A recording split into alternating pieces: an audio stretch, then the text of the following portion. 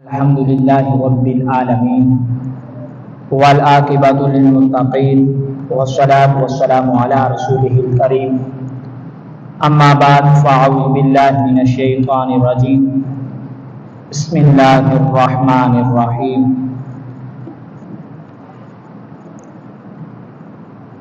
وأما بنعمة ربك فحدث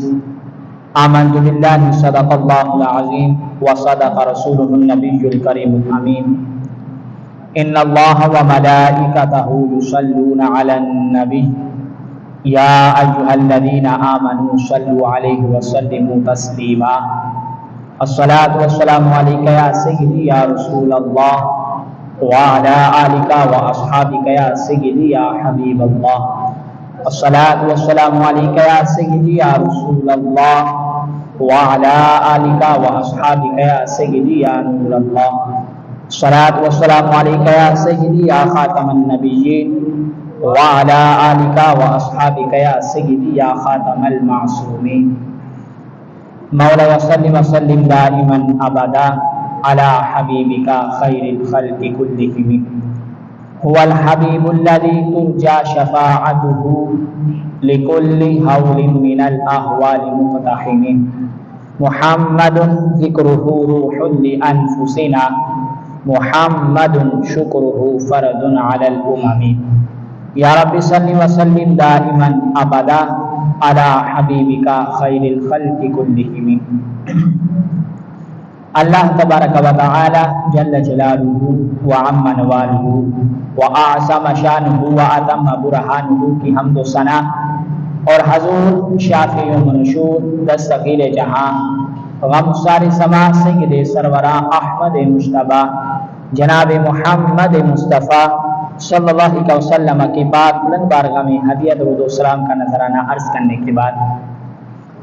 سامنے کرام جس طرح کے ایک آیت مبارکہ اس کا کچھ حصہ تلاوت کیا، دعا ہے کہ خالق کائنات جل جلالہ مجھے حق سچ بیان کرنے کی اور ہم سب کو سنا کر یاد رکھ کر عمل کرنے کی توفیق عطا فرمائے۔ سامنے کرام آج اس موضوع پر چند باتیں قرآن و حدیث کی روشنی میں اور بزرگان دین کے اقوال کے لحاظ سے ذکر کروں گا، وہ ہے میلاد شریف کی برکتیں۔ دعا کہ خالق کائنات جل جلالہ مجھے حق سچ بیان کرنے کی اور ہم سب کو سنا کر عمل کرنے کی توفیق عطا فرمائے۔ سامنے کرام جس طرح کہ آج 12 ربیع الاول شریف کا دن بھی ہے اور پھر اس کے ساتھ جمعہ مبارک کا یہ بابرکت موقع بھی ہے۔ اس بابرکت موقع کے لحاظ سے رب ذوالجلال نے 12 ربیع الاول شریف والے دن امت پر یہ کرم نوازی فرمائی ہے کہ اس نے اپنا محبوب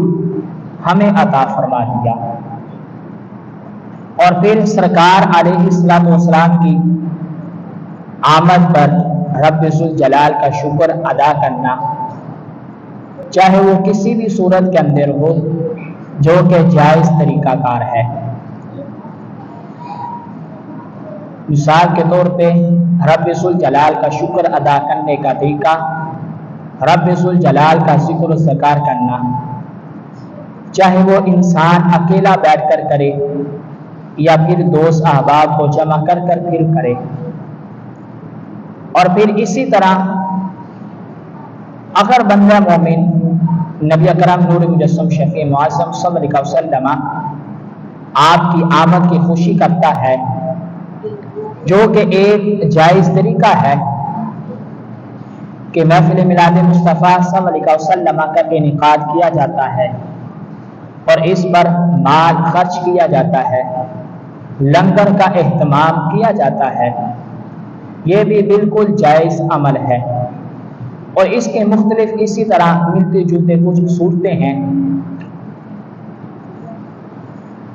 اس کو میں آج آپ حضرات کے سامنے تھوڑا سا عرض کروں گا۔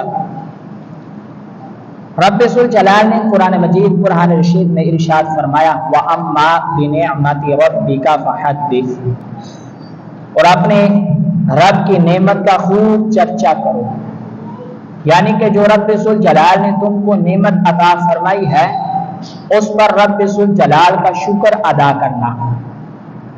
اب رب ذوالجلال نے انسان کو بے شمار نعمتیں عطا فرمائی ہیں، لیکن رب ذوالجلال نے جو نعمت کا چرچا کرنے کا حکم دیا ہے وہ صرف امت مسلمہ ہے جو کہ رب ذوالجلال کا شکر ادا کرتی ہے۔ اب دیکھ لیا جائے تو رب ذوالجلال نے ہمیں ہاتھ بھی دیے، ہمیں پاؤں بھی دیے، ہمیں آنکھیں بھی دی، ہمیں بولنے کے لیے زبان بھی عطا فرمائی، اور یہی چیزیں رب ذوالجلال نے کافروں کو بھی دی ہیں۔ لیکن رب ذوالجلال کا مسلمانوں پر یہ خاص فضل و کرم ہے کہ وہ قرآن و حدیث کی روشنی میں جن نعمتوں کو رب ذوالجلال نے عطا فرمایا ہے اس کا شکر بھی ادا کرتے ہیں۔ اب بے شمار رب ذوالجلال نے ہم پر نعمتیں عطا فرمائی، کھانے کے لحاظ سے، پینے کے لحاظ سے، اور بہت سارے ایسے معاملات جس پر رب ذوالجلال نے ہم پر اپنا فضل فرمایا۔ اب اسی کے متعلق احادیث شریف کے اندر یہ بات موجود ہے کہ بے شمار نعمتیں جو رب ذوالجلال نے ہمیں عطا فرمائی ہیں اس پر رب ذوالجلال کا شکر ادا کرنا یہ بندہ مومن کا حق بنتا ہے۔ اب اتنی رب ذوالجلال نے نعمتیں عطا فرمائی کہ انسان ان کو گنتی نہیں کر سکتا، لیکن ہر بندہ مومن جو کہ کلمہ گو ہے، سرکار علیہ الصلوۃ والسلام کا غلام ہے،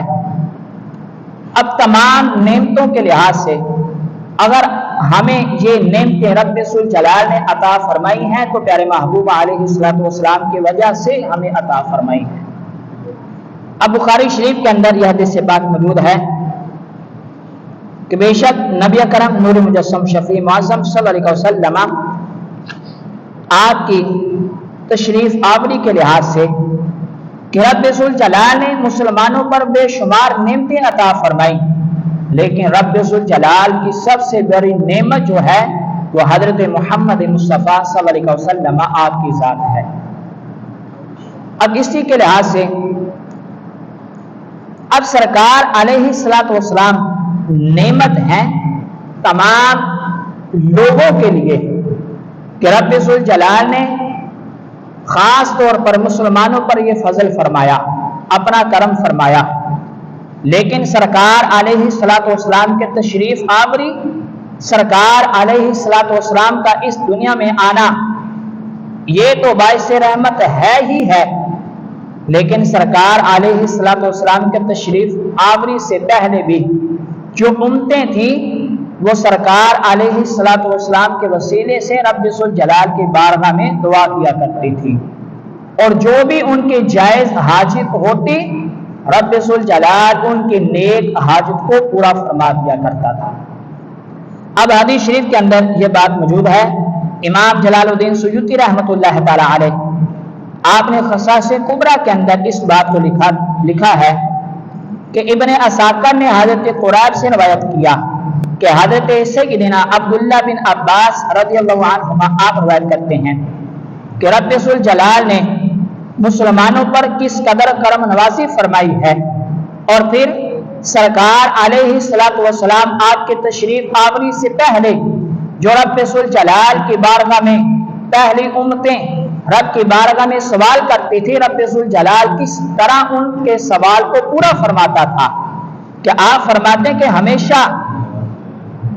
اللہ تعالی نبی اکرم نور مجسم شفیع معظم صلی اللہ علیہ وسلم کے بارے میں حضرت آدم علیہ الصلوۃ والسلام اور ان کے بعد سب انبیاء علیہ الصلوۃ والسلام پیارے محبوب علیہ الصلوۃ والسلام کے تشریف آوری کی خبر دیتے رہے، یعنی کہ تمام انسانیت کے بعد حضرت آدم علیہ الصلوۃ والسلام آپ نے اس کا آغاز کیا کہ آپ نے پیارے محبوب علیہ الصلوۃ والسلام آپ کی تشریف آوری کی خبر اپنی امت تک پہنچائی، اور پھر یہ سلسلہ کار چلتا رہا۔ انبیاء علیہ الصلوۃ والسلام جس دور کے اندر تشریف لائے، سارے انبیاء علیہ الصلوۃ والسلام سرکار علیہ الصلوۃ والسلام کی تشریف آوری کی خبر اپنی امت تک پہنچاتے رہے۔ اور پھر آگے حضرت عبداللہ ابن عباس رضی اللہ عنہما آپ فرماتے ہیں کہ قدیم سے سب امتیں تشریف آوری حضور علیہ الصلوۃ والسلام کی خوشیاں مناتی رہیں، یعنی کہ سرکار علیہ الصلوۃ والسلام کی خوشی صرف ہم اہل سنت و جماعت ہی نہیں بلکہ سرکار علیہ الصلوۃ والسلام کی آمد کی خوشی جو پہلے امتیں تھیں وہ بھی سرکار علیہ الصلوۃ والسلام کی آمد کی خوشی منایا کرتی تھی۔ اور پھر سرکار علیہ الصلوۃ والسلام کے توسل سے، یعنی کہ سرکار علیہ الصلوۃ والسلام کے وسیلہ سے پہلی امتیں اپنی دشمن قوموں پر فتح یاب ہوتی رہی سرکار کا وسیلہ دے کر، یہاں تک کہ رب ذوالجلال نے حضور علیہ الصلوۃ والسلام کو بہترین امم، بہترین قرون، بہترین اصحاب اور بہترین شہر میں رب ذوالجلال نے ظاہر فرما دیا۔ اب یہ خلاصہ کلام اس حدیث شریف کا ہے کہ سرکار علیہ الصلوۃ والسلام کی آمد کی خوشی صرف ہم اہل سنت و جماعت ہی نہیں بلکہ سرکار علیہ الصلوۃ والسلام کی تشریف آوری سے پہلے جو پہلی امتیں تھیں وہ بھی سرکار علیہ الصلوۃ والسلام کی آمد کی خوشی منایا کرتی تھی۔ اور ان کو منانے کا حکم کس نے دیا؟ جو اس وقت کے اللہ کے نبی اس دنیا میں تشریف لاتے رہے، انبیاء علیہ الصلوۃ والسلام اپنی امت کو سرکار علیہ الصلوۃ والسلام کی عظمت اور سرکار کی شان کا بتایا کرتے تھے، سرکار علیہ الصلوۃ والسلام کی تشریف آوری کا بتایا کرتے تھے۔ اس لحاظ سے جو امتیں اس وقت موجود ہوتی وہ سرکار علیہ الصلوۃ والسلام کے آمد کی خوشی بھی مناتی اور پھر سرکار علیہ الصلوۃ والسلام کے توسل سے اپنے دشمنوں پر فتح یابی ہوتی رہی، جہاں تک کہ سرکار علیہ الصلوۃ والسلام آپ اور رب ذوالجلال نے اس دنیا میں تشریف فرما ہو گئے۔ اب حضور علیہ الصلوۃ والسلام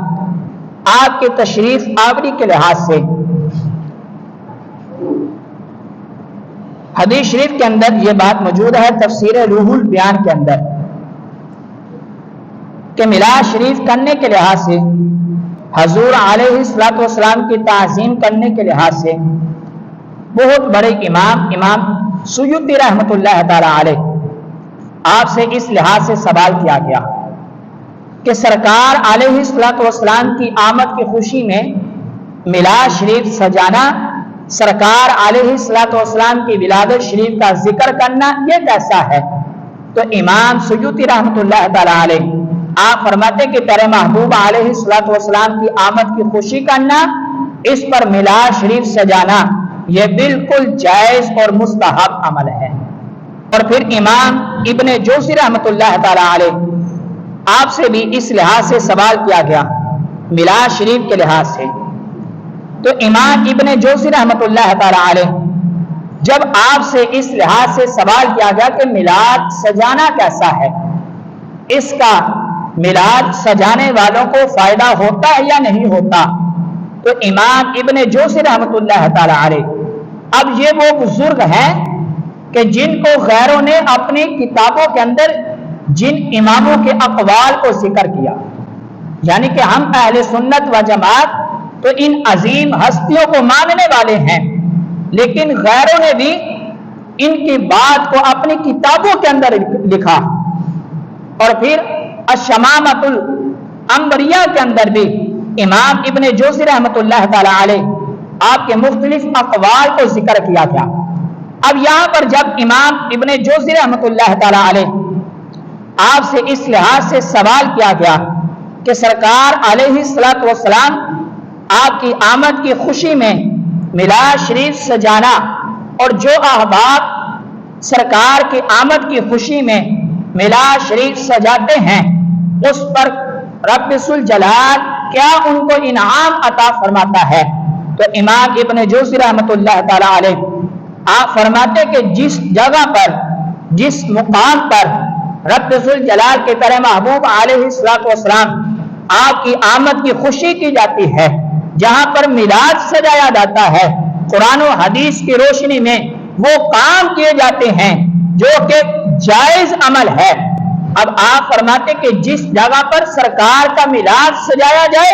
رب ذوالجلال اس جگہ پر اپنی رحمت کا نزول فرما دیتا ہے۔ اور پھر فائدہ کیا ہوتا ہے؟ آپ فرماتے ہیں کہ اس مقام پر جس جگہ پر پیارے محبوب علیہ السلام آپ کا میلاد سجایا جاتا ہے، اور جو حضرات اس میلاد کے اندر شرکت کرتے ہیں، جو اس میں شامل ہوتے ہیں، جو اس مقام پر شرکت کر رب ذوالجلال کی بارگاہ میں دعا کرتے ہیں، رب ذوالجلال ان کی ہر آرزو کو پورا بھی فرما دیتا ہے۔ اور پھر جس جگہ پر جس مقام پر میلاد سجایا جاتا ہے، امام ابن جوزی رحمۃ اللہ تعالی علیہ آپ فرماتے کہ پورا سال اس جگہ پر اس مقام پر رب ذوالجلال کی خاص رحمتوں کا نزول ہوتا رہتا ہے۔ تو سامنے کرام اسی طرح نبی کرم نور مجسم شفیع معظم صلی اللہ علیہ وسلم آپ کی آمد کی خوشی کے لحاظ سے بعد شافیوں سے اس لحاظ سے سوال کیا گیا۔ سوال کچھ یوں تھا، آپ حضرات اس لحاظ سے بخوبی واقف بھی ہیں کہ تمام راتیں تمام دن یہ رب ذوالجلال کے عطا کیے ہوئے ہیں۔ اگر رب ذوالجلال نے ہمیں رات دی ہے تو یہ رب ذوالجلال کا خاص فضل ہے، اگر رب ذوالجلال نے ہمیں دن عطا فرمایا ہے تو یہ بھی رب ذوالجلال کا خاص فضل و کرم ہے۔ اب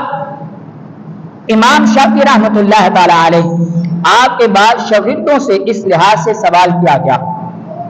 اور رد المختار کے اندر یہ بات موجود ہے کہ بعض شافعیوں سے جب اس لحاظ سے سوال کیا گیا کہ سب سے افضل رات کون سی ہے، لیلۃ القدر کی رات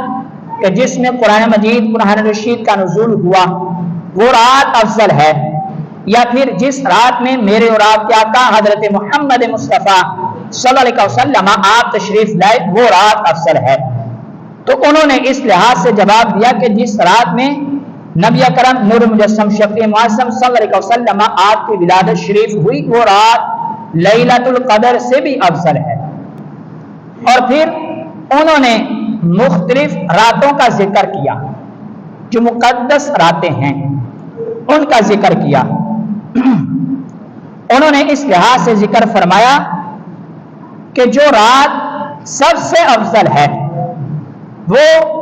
رات ہے کہ جس میں پیارے محبوب علیہ السلام آپ تشریف لائے، اس کے بعد لیلۃ القدر کی رات افضل ہے، اس کے بعد معراج شریف کی رات افضل ہے، اس کے بعد عرفہ کی رات افضل ہے، اس کے بعد جمعۃ المبارک کی رات افضل ہے، اس کے بعد 15 شعبان کی رات افضل ہے، پھر اس کے بعد عید کی رات افضل ہے۔ اب یہ مختلف راتوں کا ذکر کیا گیا کہ عید کی راتیں وہ بھی افضل ہیں، شعبان کی رات وہ بھی افضل ہے، جمعۃ المبارک کی رات بھی افضل ہے، عرفہ کی رات بھی افضل ہے، معراج شریف کی رات بھی افضل ہے، اور پھر ان تمام راتوں میں سے جو سب سے افضل رات ہے وہ لیلۃ القدر کی رات ہے کہ جس رات میں رب ذوالجلال نے قرآن مجید قرآن رشید کا نزول فرمایا، اور پھر لیلۃ القدر سے بھی جو زیادہ فضیلت والی رات ہے آپ فرماتے ہیں کہ وہ رات ہے کہ جس میں پیارے محبوب علیہ السلام آپ کی تشریف آوری ہوئی، سرکار اس دنیا میں تشریف لے کر آئے۔ تو سامنے کرام اس لحاظ سے امام ابن قسطلانی رحمۃ اللہ تعالی علیہ آپ سے سوال کیا گیا کہ جو آپ اس لحاظ سے کہا جاتا ہے کہ لیلۃ القدر کی رات افضل ہے، یا پھر وہ رات کہ جس رات میں پیارے محبوب علیہ السلام آپ کی تشریف آوری ہوئی، سرکار اس دنیا میں تشریف لائے، وہ رات افضل ہے۔ اب دونوں کے لحاظ سے سوال کیا، آپ نے پہلے تو اس کا جواب دیا، پھر آپ نے اس کی مکمل وضاحت بھی بیان فرمائی۔ آپ سے سوال کیا کہ لیلۃ القدر کی رات افضل ہے یا پھر جس رات میں پیارے محبوب علیہ السلام آپ تشریف لائے وہ رات افضل ہے؟ تو آپ نے فرمایا کہ جس رات میں پیارے محبوب علیہ السلام آپ تشریف لائے وہ رات افضل ہے۔ کیوں افضل ہے؟ اس کی آپ نے 3 مختلف وجوہات بیان فرمائی، 3 وجہ بیان فرمائی۔ آپ فرماتے ہیں کہ لیلۃ القدر حضور علیہ السلام آپ کے صدقے سے ملی ہے، اس لیے سرکار کے آمد کی رات وہ افضل ہے۔ دوسرے نمبر پہ آپ فرماتے ہیں کہ لیلۃ القدر اس میں ہوتا کیا ہے کہ اس میں فرشتوں کے نزول کے سبب اس رات کو یہ فضیلت حاصل ہے کہ جس رات میں رب ذوالجلال فرشتوں کا نزول فرماتا ہے، اس وجہ سے لیلۃ القدر کی رات کو فضیلت حاصل ہے۔ لیکن آپ فرماتے کہ فرشتوں سے بھی زیادہ سرکار علیہ السلام کا دنیا میں تشریف لانا یہ فرشتوں سے بھی زیادہ افضل ہے۔ تیسرے نمبر پر آپ فرماتے کہ لیلۃ القدر کی جو فضیلت ہے، لیلۃ القدر کے اندر جو رب ذوالجلال کی رحمتوں کا نزول ہوتا ہے، یہ صرف اور صرف امت محمدیہ کے لیے خاص ہے، یعنی کہ امت محمدیہ سے پہلے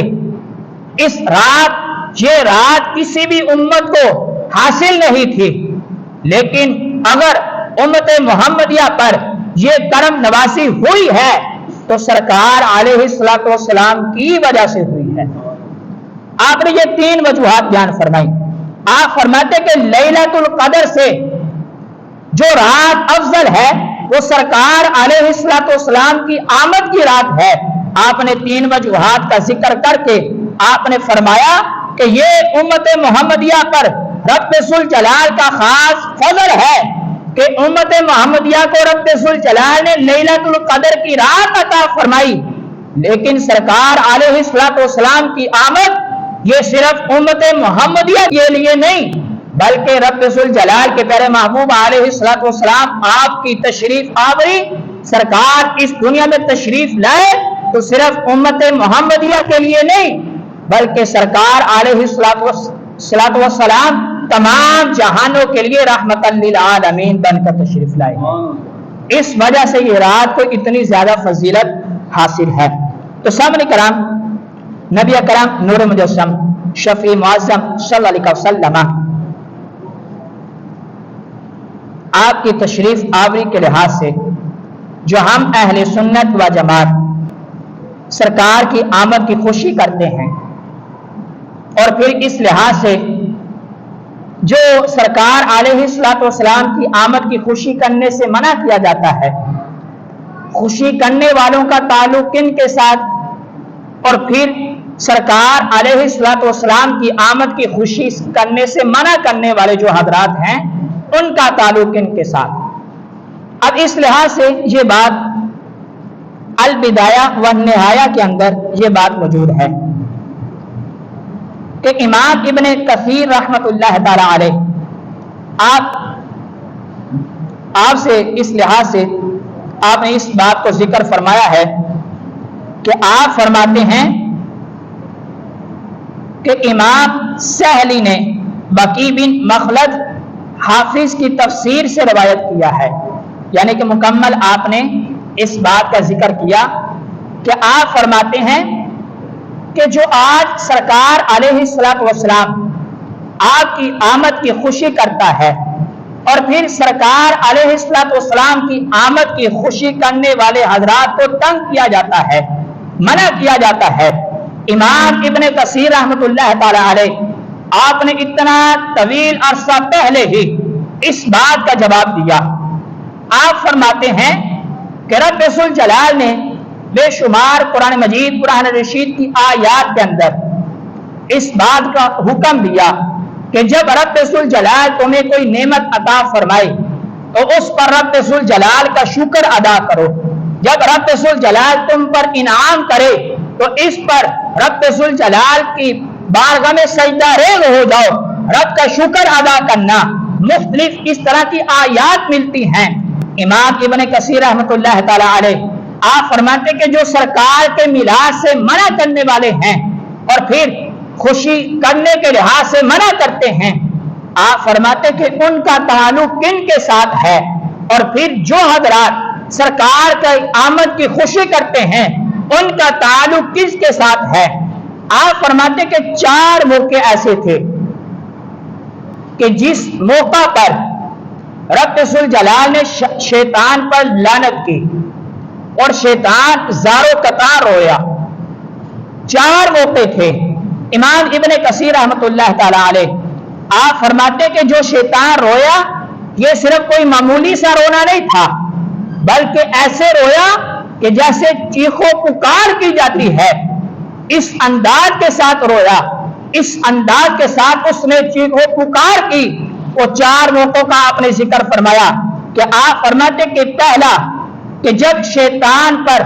رب ذوالجلال نے لعنت کی تو اس موقع پر اس شیطان رویا۔ دوسرا آپ فرماتے کہ جب شیطان کو جنت سے نکالا گیا تب یہ رویا۔ تیسرا جب نبی اکرم نور مجسم شفیع معظم صلی اللہ علیہ وسلم آپ کی آمد ہوئی، سرکار اس دنیا میں تشریف لے کر آئے تو اس وقت بھی شیطان رویا تھا۔ اور پھر چوتھے نمبر پر آپ فرماتے کہ جب رب ذوالجلال نے قرآن مجید قرآن رشید میں سورۃ الفاتحہ کا نزول کیا تو شیطان اس موقع پر بھی رویا تھا۔ اب رب ذوالجلال نے جب شیطان پر لعنت کی، یہ 4 موقع تھے جب اس پر لعنت کی گئی، جب اس کو جنت سے نکال دیا گیا، جب سرکار اس دنیا میں تشریف لے کر آئے، اور پھر جب رب ذوالجلال نے قرآن مجید قرآن رشید میں سورۃ الفاتحہ کا نزول کیا، یہ 4 موقع تھے جب شیطان رویا تھا، گر گرایا تھا۔ لیکن قربان جائیں سرکار کے امتیوں پر کہ سرکار علیہ السلام کے فرمان کی روشنی میں سرکار علیہ السلام نے ارشاد فرمایا تھا،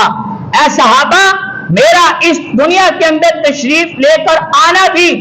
باعث رحمت ہے، میرا اس دنیا سے تشریف لے کر جانا بھی باعث رحمت ہے۔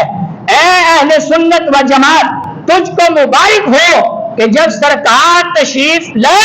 تو اس وقت بھی پوری کائنات نے رب ذوالجلال کا شکر ادا کیا، رب ذوالجلال کی حمد و ثنا کی، اس پر خوشی کا اظہار کیا۔ آج اگر ہم اہل سنت و جماعت سرکار علیہ السلام کی آمد کی خوشی کرتے ہیں تو سامنے کرام یہ کوئی ناجائز عمل نہیں بلکہ بالکل جائز عمل ہے، کیونکہ سرکار نے فرمایا تھا میرا آنا بھی باعث رحمت ہے، میرا اس دنیا سے جانا بھی باعث رحمت ہے۔ اور پھر جو اس خوشی سے منع کرنے والے ہیں تو غور و فکر کریں کہ ان کا تعلق کن کے ساتھ ہے، کیونکہ سرکار کی آمد پر تمام روئے زمین پر اور پھر آسمانوں پر فرشتوں نے بھی خوشی کا اظہار کیا تھا، اور جو غمگین تھا وہ صرف ایک طبقہ تھا، صرف ایک جماعت تھی، وہ شیطان تھا جو کہ اس وقت رویا بھی تھا، گر گرایا بھی تھا۔ اور اس لحاظ سے ان حضرات کو غور و فکر کرنی چاہیے کہ ان کا تعلق کن کے ساتھ ہے۔ تو سامنے کرام اپنی بات کو سمیٹتے ہوئے صرف ایک بات کو عرض کر کے اپنی گفتگو کو مکمل کرتا ہوں کہ اعلیٰ حضرت عظیم البرکت شاہ احمد رضا خان تاجدار بریلوی رحمۃ اللہ تعالی علیہ آپ سے فتاوی رضویہ شریف کے اندر ایک سوال ہوا، جلد نمبر 29 اور پھر صفحہ نمبر جو ہے 219 اور 220 پر یہ بات موجود ہے۔ اعلیٰ حضرت رحمۃ اللہ تعالی علیہ آپ سے سوال ہوا کہ جو حضرات محفل میلاد مصطفیٰ صلی اللہ علیہ وسلم سے منع کرنے والے ہیں اور کہتے ہیں کہ اس کا ثبوت نہیں، اور جو سرکار علیہ السلام کا نام سن کر انگوٹھے چوم کر اپنی آنکھوں پر لگاتے ہیں، اس لحاظ سے کچھ حضرات کہتے ہیں کہ اس کا بھی ثبوت نہیں ملتا۔ آپ سے سوال کیا، سوال طویل ہے، اس کا مختصر سا حصہ آپ حضرات کے سامنے عرض کرتا ہوں کہ میلاد سجانے سے منع کیا جاتا ہے، سرکار کا نام سن کر انگوٹھے چومنے سے منع کیا جاتا ہے، اور کہا جاتا ہے کہ یہ سب بے جاں اور گناہ ہے۔ اور پھر ایسے بندے کا مرید ہونا، ایسے بندے کو پیر و مرشد بنانا، اور پھر ایسے بندے کے پیچھے نماز پڑھنا کیسا ہے؟ اور اس لحاظ سے جب سوال کیا گیا تو تو اعلیٰ حضرت رحمت اللہ تعالی علیہ آپ نے اس کا مکمل جواب 220 صفحے پر دیا۔ آپ فرماتے کہ ایسا بندہ جاہل ہے، ایسا بندہ عالم نہیں ہو سکتا۔ کیوں؟ کیونکہ اگر میلاد منانے کے لحاظ سے وہ کہتا ہے کہ میلاد سجانا نہیں چاہیے، محفل میلاد کرنا جائز نہیں، تو اس پر کوئی دلیل پیش کرے۔ اگر یہ کہتا ہے کہ سرکار کا نام جب آئے انگوٹھے چوم کر اپنی آنکھوں پر لگانے سے منع کرتا ہے تو اس پر بھی دلیل پیش کرے۔ آپ فرماتے کہ وہ بندہ قرآن و حدیث سے کوئی دلیل پیش نہیں کر سکتا، اور پھر ہمارا محفل میلاد سجانا اور سرکار علیہ الصلوۃ والسلام کا نام اسم گرامی سن کر انگوٹھے چومنا